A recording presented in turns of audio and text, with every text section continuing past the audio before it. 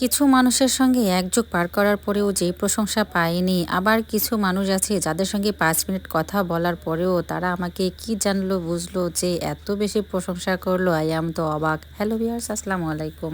আপনারা সবাই কেমন আছেন? আজকে অনেক দিন পর আমাদের এলাকায় মাশাল্লাহ অনেক সুন্দর রোদ উঠেছে। আর এদিক দিয়ে আমার নানি আম্মা হচ্ছে তো রান্না করতেছে। নানি আম্মার হাতের পাট শাক ভাজিটা আমার অনেক অনেক ভালো লাগে। আমি আগের থেকেই পাট শাক ভাজিটা ওনার হাতের খুবই পছন্দ করতাম। তো আমার বাসায় তো পাট শাক নিয়ে আসলে এখন নানি আম্মাকে লাগিয়ে দিই ভাজি করার জন্য। তো তার সঙ্গে হচ্ছে তো ডিম পানি তেলানি করতেছে আমাদের বাসারে হাঁসের ডিম। মাশাল্লাহ আমার হাঁস হচ্ছে এখন ডিম পাড়তেছে, তাই হাঁসের ডিম হচ্ছে আজকে আমরা সবাই একটা একটা করে খাবো। তো এই জন্য হচ্ছে নানি আম্মাকে বললাম পানি তেলানি করতে।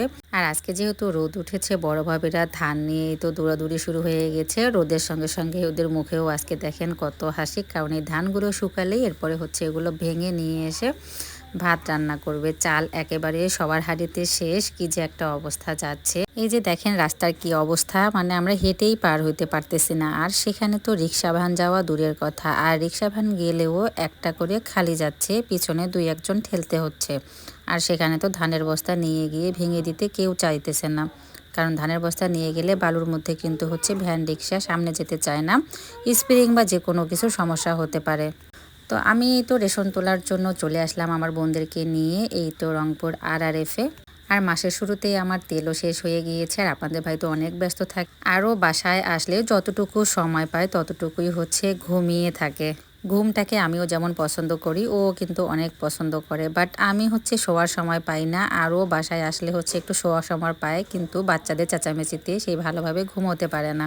দুজনের মধ্যে কিছু কিছু মিল অমিলের মধ্যেই আমাদের সংসার। মাশাল্লাহ ভালোই দিন যাচ্ছে, সবাই একটু দোয়া করবেন আমাদের জন্য।